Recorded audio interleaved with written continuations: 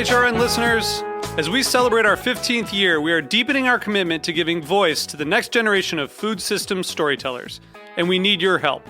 Our internship and fellowship programs help activate new possibilities for underrepresented and underestimated young people through experiential journalism, audio engineering, and production training.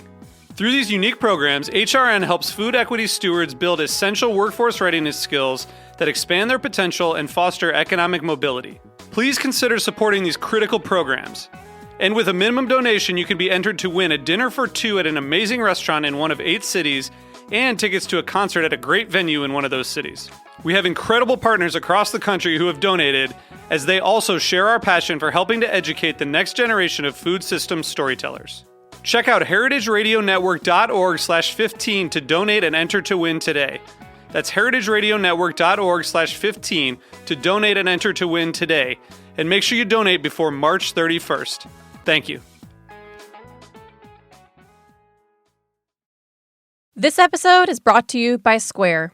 If you run a restaurant or business, Square has the tools to help you stay connected to customers, shift your business, and navigate this uniquely challenging time. Learn more at square.com/go/greatnation. HRN is offering complimentary business memberships to 50 Black, Indigenous, people of color-owned food businesses this summer. The deadline to apply is July 31st. Each business membership, a $500 value, is an advertising opportunity that will allow businesses disproportionately impacted by COVID-19 to connect with HRN's listening community and promote their work. To apply and review the terms and conditions, go to heritageradionetwork.org/BIZ.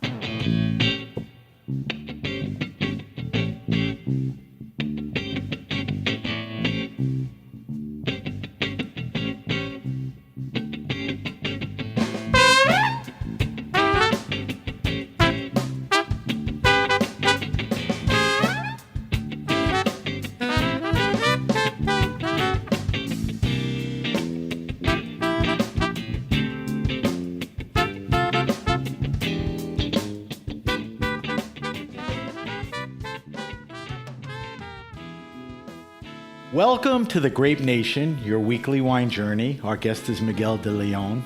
We'll talk to Miguel about why now is the time to talk about change. I'm your host, Sam Benrubi. Stay with us for the Grape Nation on the Heritage Radio Network. We bring wine to the people. Miguel de Leon is a restaurant and wine professional of color living in New York City. He has worked his way through some of the finest dining rooms in the country, including Chez Panisse, Momofuku, Casa Mono, and Per Se. Miguel is currently the general manager and wine director at Pinch Chinese in Soho. Miguel's advocacy, allyship, and voice have become an important, timely, real, and accurate voice for the industry and life. Welcome to the Grape Nation, Miguel. Thanks for having me, Sam. Miguel, because of the continuing COVID-19 virus, we're doing a remote broadcast via Zencastr. And are you in New York? I am. I live in the East Village. Okay. So it's a nice social distanced walk over to work every day. Okay. All right. So I can't assume, everyone we're talking to knows who you are. So what I want you to do is spend a few minutes giving us a little background on your journey in life and wine that ultimately got you to where you are, which is Pinch Chinese, and also, which drew a lot of people's attention, your recent timely writings. Sure. So take me to the current. We can get started from the very, very beginning. I was born in Manila in the Philippines. I went to Jesuit school. My parents divorced when I was very young, so I was really only kind of interacting with my father's side of the family up until I moved to the United States. I moved here when I was about 10. What year was that? About 94, 95. Okay. And I was the first person to go through American schooling in my entire family. Still am actually right now in terms of our immediate branch, I guess you could say. So I started kind of Americanizing myself through that. So to go from, an all-boys Jesuit school to like a co-ed public school in California, that's called a culture shock, number one. I'm sure. But I think it also kind of opened my eyes to a very different version or a vision of youth and especially being American. After going through the middle school and high school process in Southern California, I got accepted to go up to school at UC Berkeley. At which point my mother was basically like, "You're a grown up now. You should pay for everything." So on top of having a full student load, I was also working 2 jobs. One of those was as a tour guide for the university. Right. And then the second was as a reservationist at Chez Panisse. And kind of that's where things really started in terms of my restaurant life. It was a really, really lucky break. It was my first restaurant job ever. Also one of the best places ever. Yeah. It's a big family. And I think like we continue to speak about ourselves who are alumni of that restaurant as family. So that really gave me an interesting context into food politics, and kind of the immediacy of the experience as something that's necessary for experiencing pleasure in a way that was also for survival. Right. So I started as a reservationist, and then kind of pretty quickly, months in, they needed bodies on the floor. I ended up bussing tables, then kind of doing a little bit of everything in the restaurant. For a stint there, I was helping out in a pastry kitchen. And kind of just ended up doing literally a little bit of everything. About a couple years in, and after I received my degree at Cal, I went to New York. Didn't know what I was going to do. And then realized that like I had a really great restaurant resume just for being at Chez Panisse. So my first job out of the gate why do you bolt out of California so quickly, and why New York? New York, particularly because I wanted to kind of see what was just completely different. I wanted to do I wanted to live in a city that was just completely different from San Francisco, and I mean Berkeley for all of its charms was, to me, felt like a super small town, especially coming from LA and coming from Manila, really, where, it's 13 million people kind of like crammed one on top of another. I wanted to kind of sense a little bit of that again. Right. And so New York like heeded the call. I was also I was moving out to New York a little bit because my then fiance was here already. Right. So I moved out pretty quickly after that. So good reason. Yeah, not too bad, I don't think. Yeah. And then after moving here, kind of one of my first jobs out of the gate was at Per Se, and then realized very quickly that maybe wearing suits while I was serving people wasn't the right thing for me. And went on to a firebrand restaurant group called Momofuku pretty swiftly after that, and then kind of did a little bit of everything for that restaurant group as well. Then Casamono came calling, really cut my teeth in terms of natural wine and Spanish wine at Casamono. Right. And then 3 years ago was really presented an opportunity that I couldn't say no to, which was Pinch. When somebody approached me, Sean, one of the owners, approached me with an idea of, what do you think about doing your kind of wine with our kind of food? And I was like, well, it's my kind of food too, because my grandmother's part Chinese. Right. So here we are. So let me ask you a question. Mm-hmm. So that brings us up to the current. Wine is something that is very important to you, and something you're very, much on the cutting edge and knowledgeable about.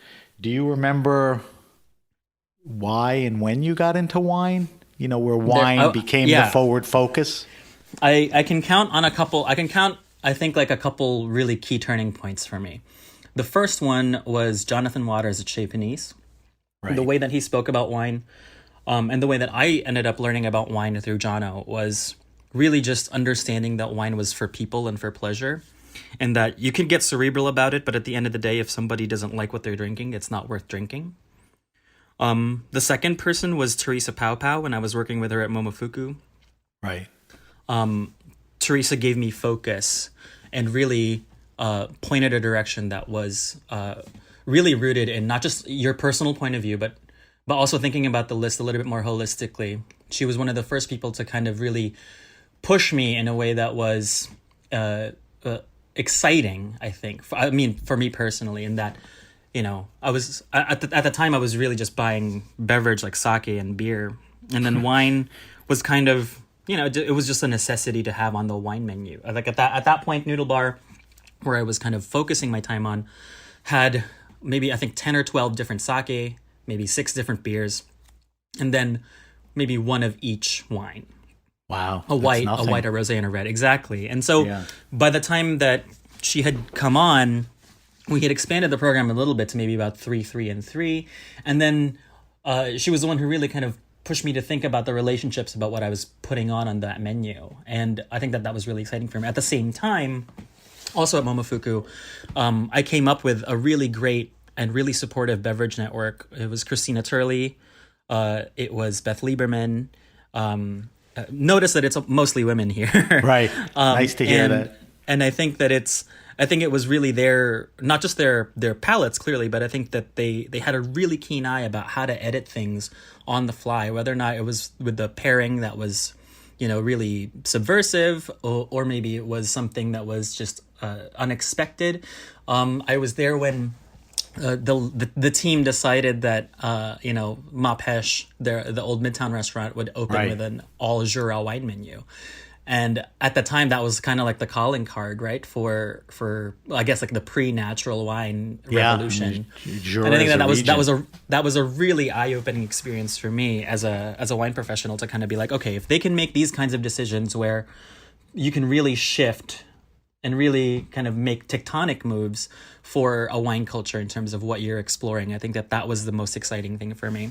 And then Casamono was really was through Ashley Santoro, and I get to call Ashley a good friend now, but at the time I was so intimidated by what she was doing, because it's so encyclopedic, that menu, and it still continues to be good on those guys, but small at the time, small and strong. Exactly, and at the time it was really just starting to champion the idea of Spanish national wine, and like trying to bridge the gap between what Spanish national identity and kind of like just the geographical kind of outcomes from that region were looking like. So that was really interesting to me, that wine became bigger and at the same time much smaller in focus at Casamono. So 2 things. One, you got a good dose of wine exposure very, very early in your career at Panisse, and you were blessed to be surrounded by some great people. Now, because of Casamono specializing in Spanish, do you have an affinity for that? Is that where you're really the expert, or not necessarily? I mean, I would say that there's something about Spanish wine that really speaks to me. Right. My name's Miguel after all, right? My great-grandfather was a full-blooded white Spaniard. So there's a little bit of a connection there. I also used to go to Spain a fair amount while I was working at Casamono. Nice. So it was, to me, that Spain itself just has a special place in my heart.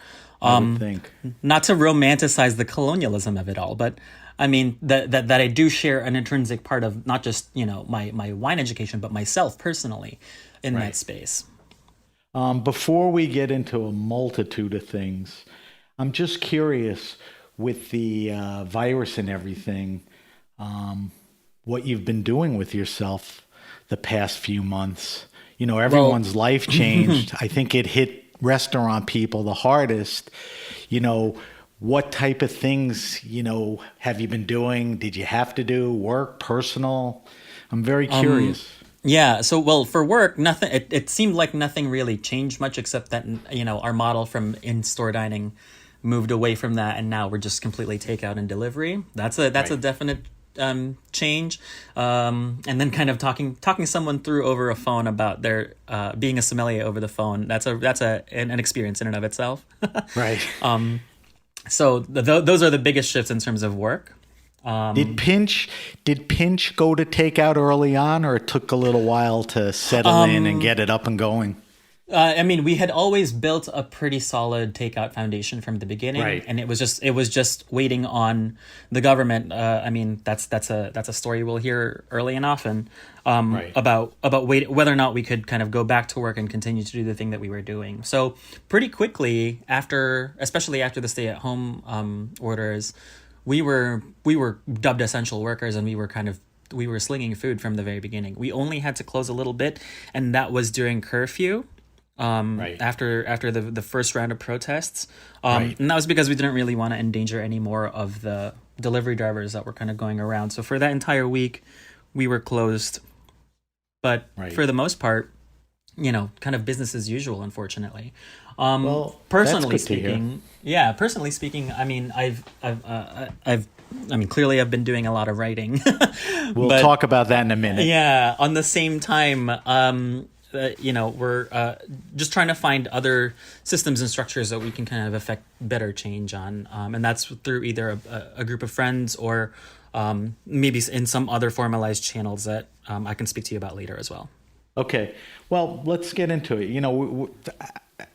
It's fair to say we're experiencing racism, inequality, sexism, homophobia, even brutality that we haven't seen in generations. I mean, I'm much older than you, and these are life-changing events. Mm-hmm. You've begun to address these issues in wine and in hospitality by recently writing at least those 3 significant pieces. I'll name them. One is actionable items for the wine community.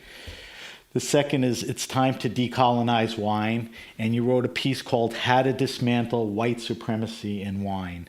So I guess the first thing to set that up is who and what inspired you to organize all these thoughts on paper and get them in front of people?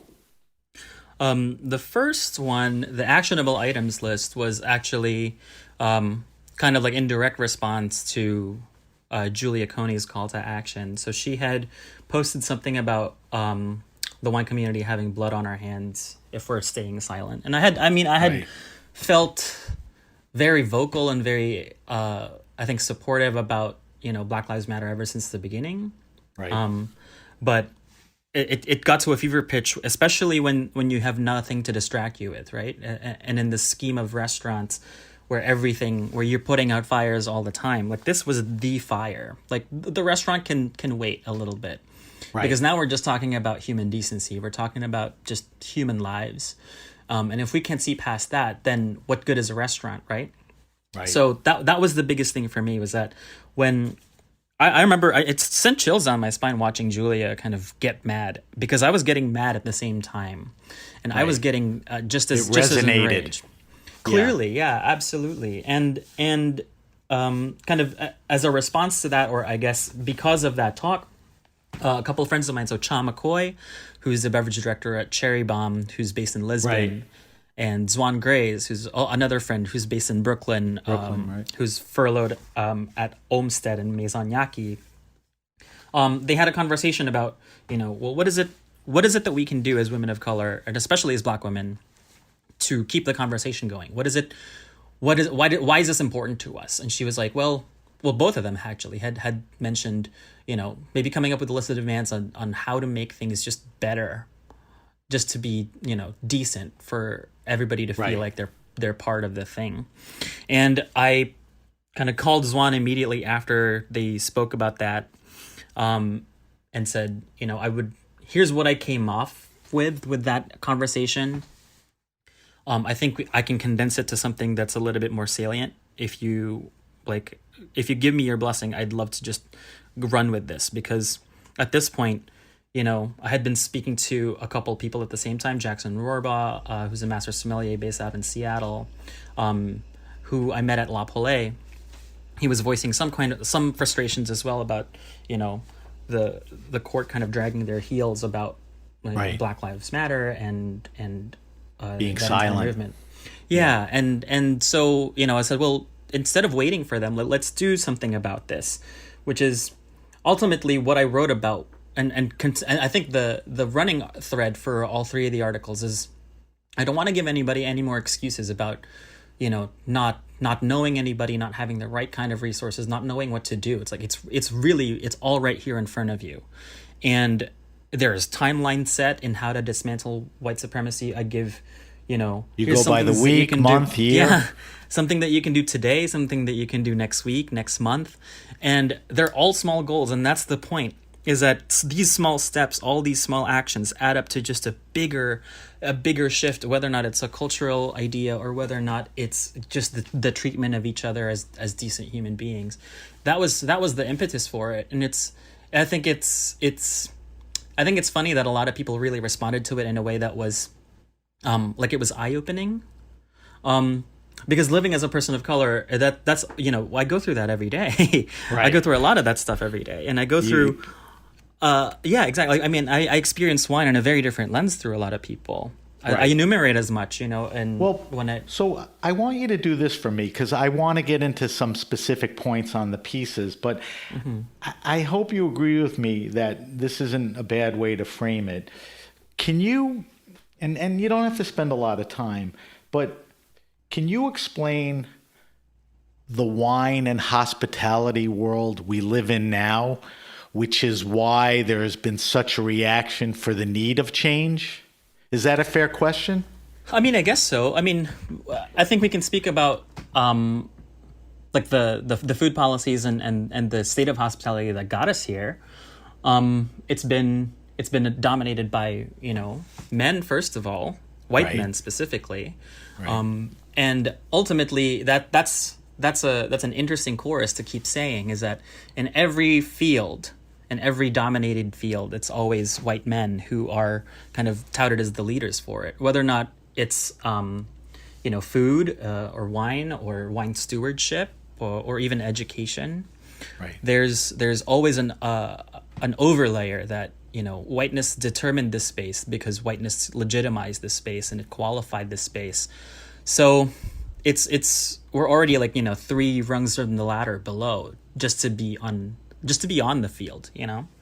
We keep talking about getting more seats at the table, and it's like the table itself was built on the backs of brown people, right? And there's no resolving that if we keep the system the way that it is. Right. Tipping came out of Reconstruction to deny black people the accrual of wealth so that they wouldn't be paid a fair livable wage. And that's something that continues to this day. It's something that we keep talking about as why hospitality included is such a big part of restaurant culture's sea change. We're also not talking about the guarantee of like in other industries how there's fairness for workers, whether or not that's through healthcare or through time off or sick leave or what have you. That's almost absent, right? Yeah, in like your industry? FMLA came to, the Family Medical Leave Act came to the restaurant industry a mere 5 years ago. That's we're not even seeing a lot of it. I mean, paid sick leave came within just the past couple of years. Wow. And that was because it was mandated by the city. And if those things didn't happen, then how can we even kind of think about bigger structural issues that drive the rest of the conversation? We can't clearly talk about healthcare without talking about food politics. I can barely escape talking about MSG as a person of color working in a Chinese restaurant. You get hit with that a lot? Yeah, clearly, but that's a question that I want to keep posing, right? I will continue to challenge that question. So Momofuku gave me license to say that out loud, and I really credit Dave and the rest of the restaurant family that I worked with at Momofuku to really give me that kind of not a chip on my shoulder, but really like a badge to wear. That right. If you're asking me that question, I get to ask you more questions about it. Right. Yeah, so if you're asking me about MSG, I'm asking you about, well, are you allergic to Parmesan and tomatoes and mushrooms whenever you go to an Italian restaurant? I mean, and then when you go grocery shopping, do you consider all the salad dressings and all the snack foods that you buy? And right. Are you there's all these other layers that you're not considering, and it's because a syndrome, a fake scientific study got attached to something like that. Yeah, that's interesting points. So, but it all goes back down to that. I think that we're not considering the bigger picture every time we talk about hospitality. Hospitality in itself right now feels like it has been so commodified outside of the entire kind of idea of what a restaurant should be. Right? It should be restoring you. It should be kind of bringing you back to like a full level of humanity.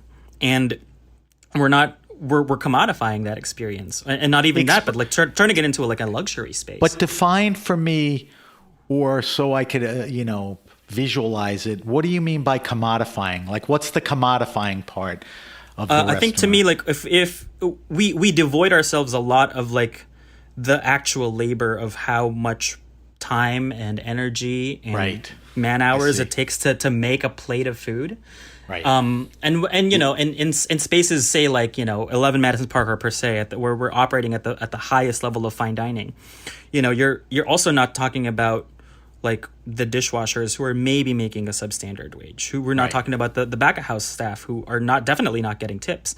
And so we're still kind of skirting around the idea that, the idea of restaurants as a fallback career has been, I have a lot of kind of baggage with that, especially with my parents.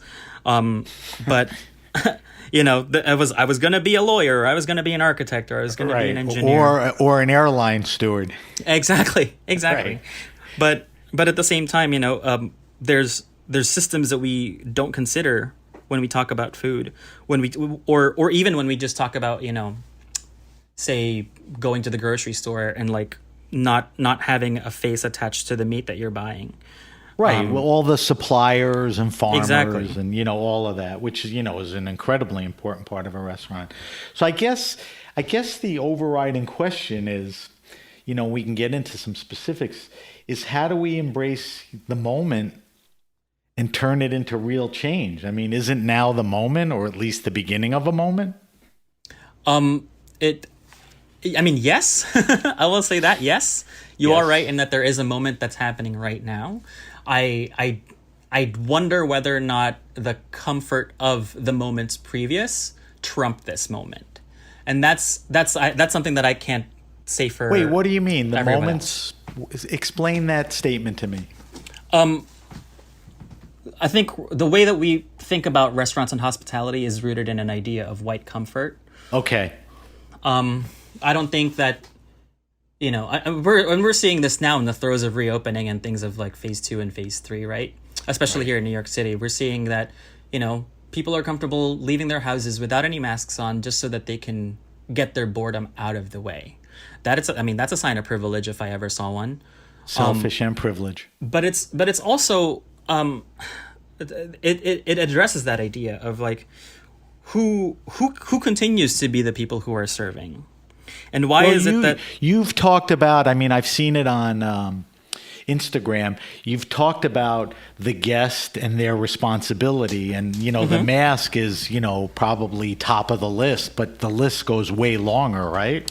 Oh yeah, absolutely it does. Yeah, but it's but again, it's like, is it actually the guest's fault or is it the system's fault? What do you think? I mean, it's a little bit of both. The thing that's easier to change is the guest, right? I think that the easier thing to change is like someone's attitudes and ideas about something that seems like it could be like an easy change. It's like telling somebody that, hey, if you eat meat, maybe have one day where you don't. That's a small enough change where it seems achievable, right? And it has big impacts. And so those are the things that I'm looking for as a person who's trying to see what the future of the system could be. All right. So what other actions, and what systemic changes are necessary or real, step by step? I mean, you address a lot of that in the 3 pieces. Mm-hmm. What do like I said to you before the show, I mean, we could spend a day talking about this, but I want to get your thoughts on, the things that really ring the loudest.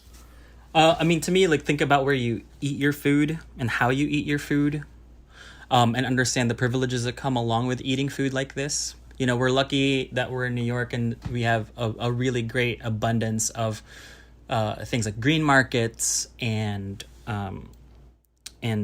really great organic stores and really great totally taken for granted. Just a great food supply, exactly. But at the same time, we literally have neighbors who are maybe blocks away from us, less than blocks away from us, who are going hungry because they can't seem to feed themselves. That's one. Or even just like find the right kind of food so that they can stay nourished and healthy.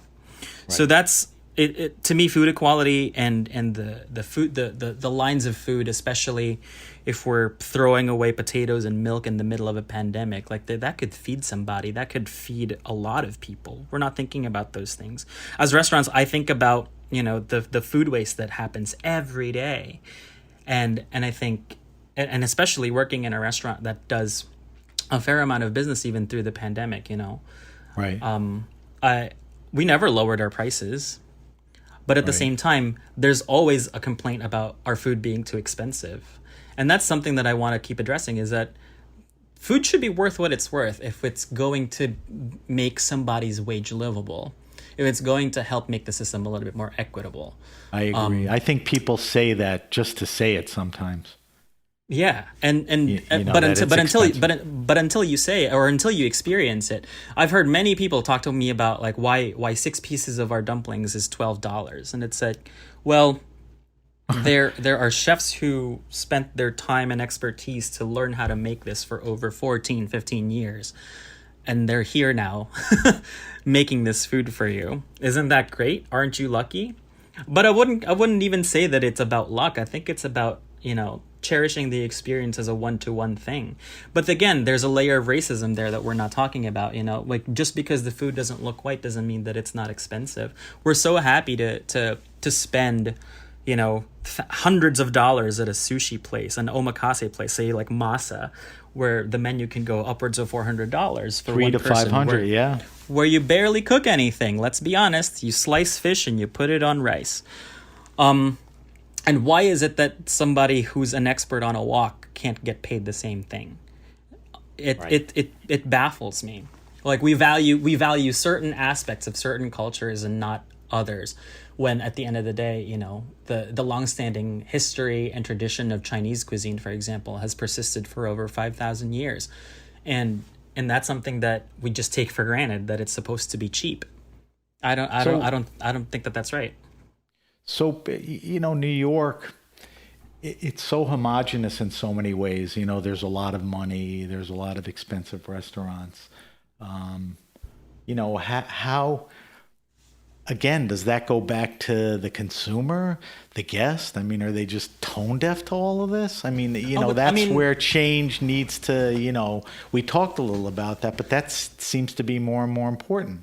Yeah, I think part of it's also kind of like, thinking about the media that's surrounding it. That's really important too. When we look at the coverage of new restaurants opening, who's opening those places? Why aren't we celebrating the new places that are opening up in Chinatown by Chinese immigrants? The same way that we're celebrating another Mexican restaurant from another white person. Why we're not seeing that kind of parody? And maybe it's because they don't have the same kind of trendiness or cultural cachet or what have you, but they're working just as hard, if not harder, to make a living, and maybe even more interesting, right? Exactly. Like, would you say that somebody like a Jonathan Gold was good at exposing that? Yeah, absolutely. I think so. And it's also kind of investigating people like, I love seeing Solejo's work over at the San Francisco Chronicle, and it's because she keeps re-examining and kind of reimagining the could-be's, the what-ifs of restaurant spaces if we gave people more license, more freedom to just be themselves, and really challenge this idea of like, same old can't stand anymore. And and the reason why is because it was such an echo chamber of like white voice after white voice talking about white voice in food. And so do you think, I'm sorry, I didn't mean to interrupt. No, go ahead. Do you think, and I don't know when or how or in what form, but as the pandemic, I don't even know if winds down is the right word, because do you think the world we look at as far as hospitality and restaurants is going to settle back to what it was, or the voices are going to be heard and we're going to see some interesting change? Two ways. What we just discussed, which is, more attention to interesting food, more diversity, but also the people, in the industry and the recognition, for diversity. I think for sure. I mean, How? I think we're just seeing like a very different set of decision makers come up right now. Okay, And I think that that's one thing, right? Like you have people who look like me, who are kind of guiding wine choices, which is I think that's a win all around. Right. But I think you're also kind of going to see a big enough change. I wouldn't say that it's going to be a 100% change regarding this idea of, changing guest behavior or maybe instituting like a more livable wage and all that stuff, because that all comes with economic consequences, and it all needs political will and political backing to kind of make sure that those things kind of continue to get supported. Right. So that's the bigger issue. I think that there will be some changes, especially on the small independent restaurant level. If we can institute them as a group, I think that there's already kind of talks of that happening, just so that we can make sure that there's a little bit more attention paid to those issues. Right. But when it comes to the bigger idea of like restaurants, it's going to be hard to just imagine sitting down at a restaurant again anyway because of the virus. But I think that there's going to be an even bigger difference about who is going to be occupying those restaurants on the employee side, because we're losing talent to places that don't necessarily support I guess like BIPOC or LGBTQ voices, Sure. like restaurants do, or even the same kind of interactions won't be the same. So there's going to be that change for sure, but whether or not it's going to make like a big cultural shift away from the way that we've known restaurants, I think that's a question for like the 10 years from now rather than like the 2 years from now. I'm curious. Go ahead. No, I mean, I just think that in 2 years the shifts are going to be, they're big in their own way. It's Right. like advocating for alcohol to be, when we can get over the whole prohibition thing and that happened 100 years ago. Right. We can start talking about maybe some liquor laws changing.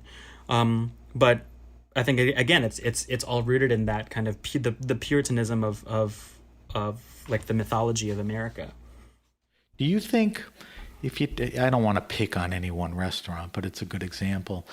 Do you think restaurants like 11 Madison or other restaurants with wine lists, with trophy wines that people fawn over, will there still be that same enthusiasm for places like that, or that's going to be part of the change? I think I heard or read somewhere, even Daniel Hum is contemplating, if this is what he should be doing, when everything settles a little. I mean, keep on soul searching, Daniel. I'm here for you. Okay. But for I think for the idea of trophy wines, and I think the idea of just like having extensive wine lists, I think there's a time and a place for restaurants like that, for sure. Right. I won't say no to a restaurant that's going to try and have an encyclopedic depth and breadth of what they think are the best wines in the world. What I think is going to change is the idea that restaurants like that get ranked or rated in a system, because I think that's very, very tired. And I think that that's completely irrelevant to how we should be thinking about the role of that kind of restaurant in a community. Right. There are special occasion restaurants which absolutely should do things like that if they want to. I'm not going to say no to you wanting to collect old Bordeaux, because that's something that you love to do. But I think the role of that restaurant is going to change completely. I don't think we're going to celebrate it as much. I think we need to kind of reconsider and definitely think about how we're going to interact with what we call these neighborhood places or these everyday places where we can, see ourselves in there as a third place or a third space. Right, and there are way more of them. And yeah, exactly. And we build so much more community in spaces like that. Right. Miguel, we have to take a quick break for our sponsors, and we will be right back. We're talking to Miguel de Leon. This episode is brought to you by Square. You might know Square from their little white card readers, but Square has a lot more tools that can help businesses, especially now that they're having to figure out how to safely reopen and make things work in this new normal. So many are stepping up to the challenge, like Fifth Hammer Brewing in Long Island City. To adapt, Fifth Hammer's co-owner Mary Izette created a Square online store so customers could browse available beers, build an order, and safely pick up cans from the tap room. I was able to set up our online store within 24 hours of moving to a to-go model. The Square online store allowed Fifth Hammer to keep beer production going, serve their local customers, and retain employees. It's also very easy to train your staff on. They will be able to receive, fulfill, and provide your customers with a contactless pickup in no time. If you're a business owner, Square wants you to know it has tools that can help you shift your business, like Fifth Hammer is doing. No matter if you're brewing beer, baking bread, or mixing to-go cocktails, you can start taking online orders in minutes with pickup and delivery. And if you're selling in person, Square can help you accept contactless payments. All these tools work together and they're all in one place. You just need a Square account to get started. See all the ways Square can help your business right now by visiting square.com/go/grapenation. We're back. You're listening to The Grape Nation. Our guest is Miguel de Leon. Miguel, I wanted to ask you why the wine and hospitality community has been so passive and silent up until now. I mean, I guess it takes, a virus and incredible racial equality and brutality to open people's eyes. But, why so silent? I think it's two ways, Sam. The first one is that there's the whiteness that kind of oversees a lot of like the interactions about, right, to and for wine. When we talk it's sort of an obvious answer. I mean, we're talking about just to again, not to point fingers, but say the Court of Master Sommeliers, which is a majority white organization, which claims that they're only an accrediting body. Their heel dragging was really one of the most disappointing things that I've seen, because it's ultimately a community of people who are so passionate and so obsessed with this one thing that we love, and we can't all just say, even individually, we can't just say, hey, Black Lives Matter. That's the point right there. I mean, it's an accrediting organization, but it's made up of people. Exactly. And it's at the end of the day, it's people who are. I was having a really interesting conversation with my friend Anitha Gandhi, who's a sales rep at David Bowler Wines, the other day, and she says, I think one of the reasons why BIPOC are so vocal now is that we really feel like we have absolutely nothing to lose. And right. I hate to say it, but the fact that was kind of lording over us, whether or not it was a job, an account, a commission, that was defined by a white person, or Fair that was point. Defined by kind of like, the how accommodating we were allowing the whiteness to take over that. Right. Whether or not they did something untoward or unbecoming or just outright racist. There's not a lot of that kind of talk. At the end of the day, sommeliers are people, wine directors are people, and we lose the humanity of the joy of wine is that it's shared by people, right? And right. The joy of drinking wine and kind of experiencing wine, it's someone's point of view about the place that they're coming from. And we completely forget that when we start talking about the terroir and the technicalities of grape varieties. If we're so obsessed about the nuances of Vitis vinifera, why can't we do the same thing with Homo sapiens? I agree. I mean, in How to Dismantle White Supremacy in Wine, you end the piece with, rediscover joy. Let's not forget why we're all drawn to wine. Yeah, exactly. We lose sight of, so many other things. I always have this fear that, people have short memories, that time will pass and things will pass and, we'll resume some kind of normalcy and some actions will take place. But it won't be enough, and that same group of people will have control over everything. And I think in actionable items and How to Dismantle White Supremacy in Wine, there are very specific suggestions. How do we keep the fire going with that? I think, well, I mean, you can kind of reference the pieces very, like in and of themselves, right? For actionable items, we say, or at least I say, you know, we have to continue to dismantle spaces that don't allow for everybody to be in them. It's the active participation in the disavowal of racist structures and systems that is a very clear and reachable goal for everybody. Now, the obvious thing is just to avoid those places, avoid, not support. Be vocal about. But however you can contribute, that's still going to the same place. Occupy the lane that you know how to occupy. Right. And for dismantling white supremacy, I think one of the easiest ways for me was to kind of really let's bring joy back to this idea, right? Because when we take a rest, self-care is a real thing when we're talking about keeping the fight going for equality. Is that if I'm not here for you and if you're not here for me, then who are we? Am I here for myself? And I think wine really helps us in getting that back in terms of a recentering, refocusing, really beautiful thing, right? Like I mentioned in the piece, it's a human celebration of a human product. And we tend to forget that when we're in the minutia of, parts per million of sulfur or what have you. Right. But there's it gets very nerdy. Yeah, but ultimately we drink it because we love it. Because we like it, because we like how it makes us feel. And that's something that I think that we should continue to bring up. And that is not a cultural thing. That is not a one time cultural thing, because these kind of like personal relationships that we develop with wine bottles and wines, that's something that's universal. That's something that we can share with one another very quickly. Right. The opposite of joy is anger to some extent. It's fear. Anger, I think it's fear. Yeah, I think you're right. But I think people being angry is not the same as activism, or being active. Exactly. Do you agree? Well, I mean, to a fault. Like, I think for having lived with the state of things the way that they have, I think people absolutely have a right to be angry. It's just that those energies can also be used to make positive change, and it's not everybody who's doing that.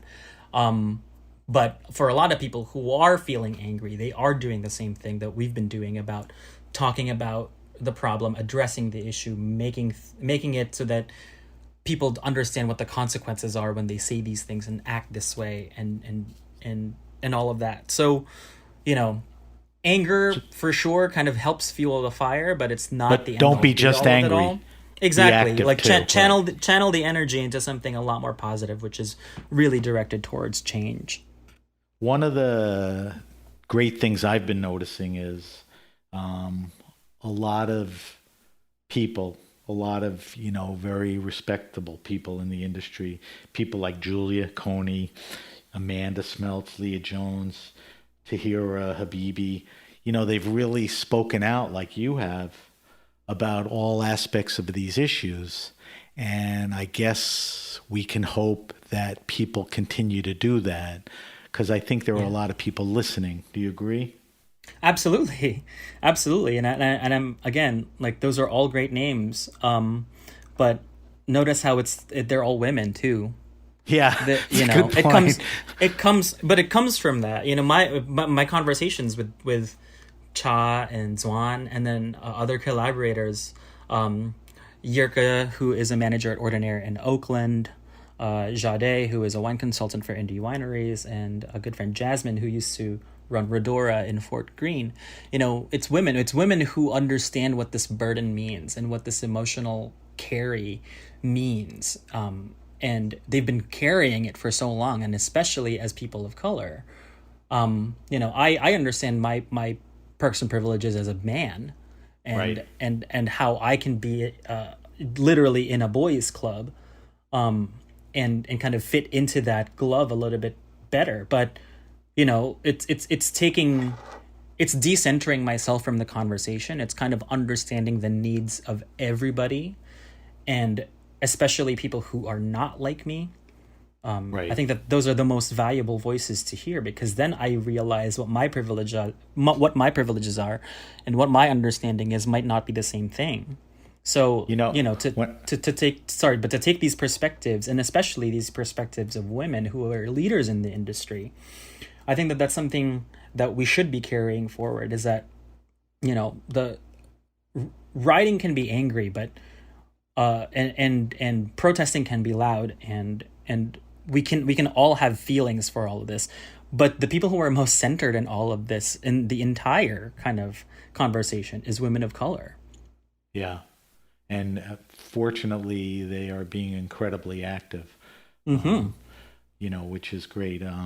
Just a selfless plug, Julia Coney is going to be on the show July 20th. She just launched Black Wine Professionals, and I wanted her to come on the show and talk about it. Julia and I had an opportunity to travel through Uruguay about this time last year to taste the wines of the country. So I sort of got to know her intimately, not intimate in that way, but, we were together for 7 days. We stayed in a hotel. We had every meal. You really get to know somebody. And, I was blessed, that she became a friend. And I just think now is a great time, for her to talk about it. And then somebody like Amanda, who's been on the show, just something happened to her and it compelled her, to talk about her experiences about the industry and how smell related to all of that, which is a nice thing. The pieces that you wrote, actionable items for the wine community, it's time to decolonize wine, how to dismantle white supremacy in wine. 2 of them, how to dismantle an actionable, are on Medium, and I think it's time to decolonize wine is in Punch. That's right. I really want people, if they've been inspired or made curious, by this interview, to really, put those articles in front of you, and they're very detailed and they're very specific, and Miguel and I really didn't have a chance to get into all of that. But I really, encourage people to do that. I wanted to talk to you quickly, because we're winding down, not yet, but soon, about Pinch Chinese. Let's close our eyes for a second and take a deep breath and think about life before COVID. Pinch is a very interesting place. The food is spectacular. The space is great. And the wine list, really has your name all over it. Tell me what you did, what you were trying to do, what you'll continue to do. And, that's a palette that you had in front of you that you could do what you want. Yeah, absolutely. But I think it's always supported and always in conversation with the cuisine. That's something that I want people to really understand, is that the wine list can look great, but it means absolutely nothing without that food. So that is something that I credit the space for. So the cuisine itself is really comfort-based Chinese. It's a mishmash of kind of like the greatest hits from a bunch of different regions. You've got ribs that are Xi'an style next to Cantonese style eggplant, sitting next to Peking duck, which is from the north, or xiaolongbao, so soup dumplings from Shanghai. So you're seeing kind of if we were in a diner, for example, and I had a Chicago hot dog, a New York pizza, and some Southern barbecue. And I think that's a really easy way for people to understand. And a California wrap. Yeah. Exactly. Right. An avocado toast, right? Right. America's a big country, but China's a big country too. Yeah. And culturally speaking, also like with a lot deeper history in terms of what's been recorded. So the conversation for kind of starting the wine list from that perspective really came from a historical standpoint. I've been a history nerd for forever, but I got my degree in linguistics. And wow. That's always about, how languages change and grow and how people and cultures respond to those changes. So for me, kind of looking at, I guess like the through line of Venice, Germany, and Austria as kind of like the gateway to the East, especially with Chinese history with Marco Polo, the Uyghurs over in Xi'an province, and then kind of how close everything is to the birthplace of wine at Georgia. There's a really strong connection between the end of the Silk Road in China all the way to the very, very ends of Lisbon and kind of going out to the New World that way. So that's the crux of the wine. The philosophy of the wine list has always been to kind of honor those relationships We see cumin and fennel in our food in Chinese cuisine because of the Silk Road. And so what do wines along that look like as a response? Right. And so you'll see wines kind of sitting very happily in between, in Hungary, in Georgia and Slovenia, that are really happily traditional. Right.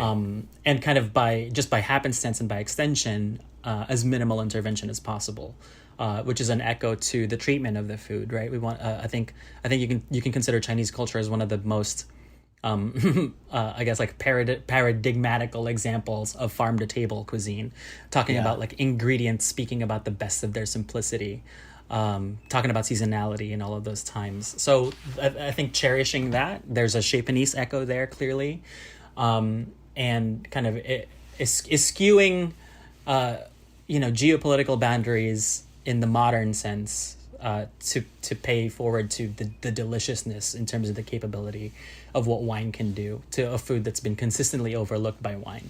And that's a Dave Chang through line there. Nice. All right, let's stay on wine. I want to morph into our wine list because I want to pick your brain. I ask all my guests the same 5 questions. Don't dwell on them.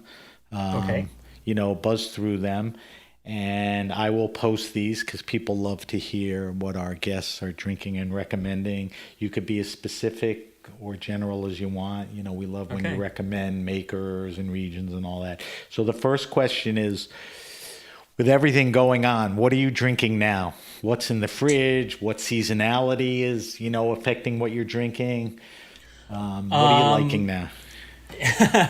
I'm drinking a lot of Uli Stein's wines, especially his Rieslings from the past couple of vintages. But the new release of 2019 just came out, and that's also exciting. His wines just get more and more electric and more exciting the more I drink them. Is that Steven at Von Boden? That's right. Yeah, Stein. Great stuff. And I think it's really... like talk about wines that are made for somms, this is something that you can definitely obsess over very quickly. Well, German, Austrian wines are big somm favorites. All right, next question. This is the silliest question on the list, but a fun one. Do you have a favorite wine and food pairing? Does it go back to the early days? What is it? To me, it's Merlot. Okay, I remember reading that somewhere. Yeah. F sideways, right? Yeah, I mean, a quirk of the restaurant is that I've only served red by the glass. I've only served Merlot as our red by the glass, and I have 6 selections most of the time. Give me a couple that you love. Let's see. The Ruth Lewandowski wines by Evan Lewandowski. He just came out with this Cuvée Zero called Abandoned Meander.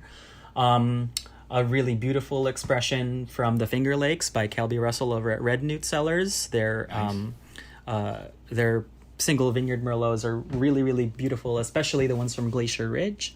I can't knock California too much, but I think that there's a reason why I love it so much. And I think part of it was that, my mom loved drinking it in the 90s, and I still love drinking it. It had an effect on you. But yeah, exactly. But to me, my favorite pairing is Merlot. But more recently, I think Evan's Merlot. With a nice steak, a really easy. Just there you go. Put it on the grill, have some Merlot, especially if it's got a little bit of a chill. Nobody's mad at that. Nope, that's a good one. All right. Think about not current times, but you work crazy hours, but when you could. Your favorite wine restaurant and or a bar, who had the good environment, the good selection, the good vibe, the good knowledge? You don't have to be exclusive or inclusive. We're always going to leave people out, but who's doing a good job? Sure. We've spoken about a lot of them as personal friends of mine. I love ponying up to Amanda's bar at Estella and just having her pour me whatever Food, she wants. Chef, wine, environment. Absolutely. What else? And I would say, I think most recently, or I guess more recently, to get back to like something that's healthy-ish, to sit out on the street at 232 Bleecker and get taken care of by Theo and company. But I think that's really, really fantastic. He's cultivated a list there that he and I kind of see a lot eye to eye on these things, but it's exciting to see kind of that kind of cuisine play around with those kinds of wines, especially. Yeah, I remember Theo at Company. All right, fourth question. The question is favorite all-time wine. When I initially structured the question, it was sort of what you and I have been talking about. It's like, what's the trophy wine or the most expensive wine you've had? The question through the years has morphed into, what is the wine that is important to you, that, did something to you, that over and over you still love? Jean Fouillard, Morgon, Côte de Pie, whichever vintage, but the first one that I ever tried, I remember clearly, it was 2007. And that was something that just really made me sit up straight, reconsider what I was doing with my life at the time, and say, I think this is the thing that I want to get into. If you were here, I'd give you a big hug, because that's at the top of my list too. I try to get as much as I can, and the regular Morgons ain't too shabby either. No, exactly. But that was definitely one of those wines that it's a wonderful wine. Makes you open your eyes a little bit wider. Yeah. I saw color differently after that, I think. There you go. All right, last question, and I think you could handle this one well. I want you to recommend the best wine around $15 retail. I want you to recommend a red and a white. You could be specific. You could do a region like Muscadet. I say this over and over. My kids are in their 20s. They can't go to parties or bring guests, $9, $10 bottle of wine. They can't afford 40. So how are they impressing people, with 15, 20, 22 bucks? Give me a red and a white. Let's see. For the white, I'll do a little bit of a cop-out. I'll say Prosecco Colfondo. What's Colfondo? Is that is that so the maker? No, so Colfondo is a technique. Literally in Italian, Colfondo means with its bottoms or with its lees. It's Prosecco that's a little cloudy. It looks a little bit like a pre-made mimosa, but it has a much softer fizz. I think it has a really gentle fruit quality, and especially right now when it's 95 degrees consistently outside, that's something that you can just keep drinking and not feel horrible afterwards. All right, we have a couple of minutes left. Give me a red. Let's see. Well, I'm never not one to buck, Trollinger or Schiava, but especially if it's from Swabia, either by Jochen or maybe something from the Alto Adige. Not the swill stuff, but definitely something that's been a lot of taken care of. I know you're not going to recommend swill, but something like Jochen Boyer's electric Schiava, or what he calls Trollinger, or maybe even Alois Legator's Romigberg Schiava, which is really fantastic. Those are all terrific answers. Like I said, I am going to post them on our social media. They'll probably show up Monday. We have to wrap the show up. If you have a question, suggestion, wine happening, event, or cause, hit me up at sam@thegrapenation.com. That's sam@thegrapenation.com. Subscribe to The Grape Nation wherever you get your pods. Follow us on Facebook at The Grape Nation, on Instagram at SBenRuby, on Twitter, BenRuby. Use the hashtag The Grape Nation on both. Like I said, we'll post Miguel's wine list on our social media sites. Miguel, if we want to find you on social media, where could we look for you and even Pinch Chinese?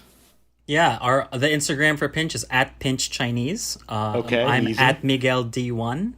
So it's MIGUELD1. And then exactly, or you can follow me on Twitter at Miguel D. Okay.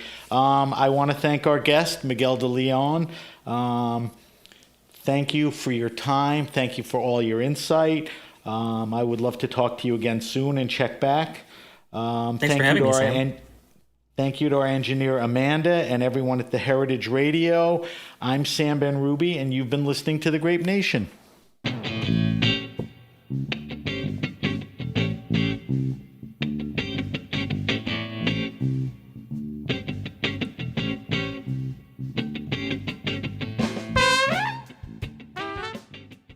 The Grape Nation is powered by Simplecast.